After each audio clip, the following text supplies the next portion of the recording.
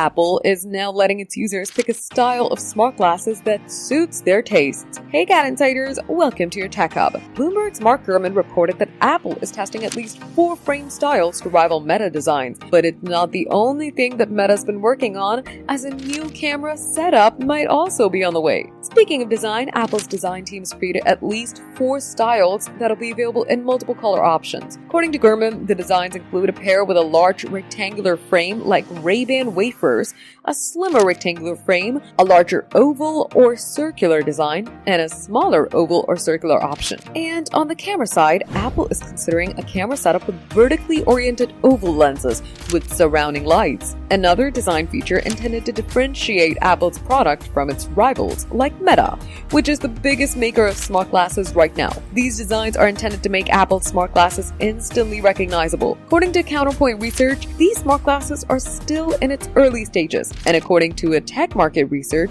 the smart glasses demand has grew 139% in the second half of 2025 compared with 2024, and all the credit goes to Meta's AI smart glasses. Now, Apple smart glasses are expected to feature cameras for capturing videos and photos, microphones, and speakers for handling phone calls, listening to notifications, and playing music.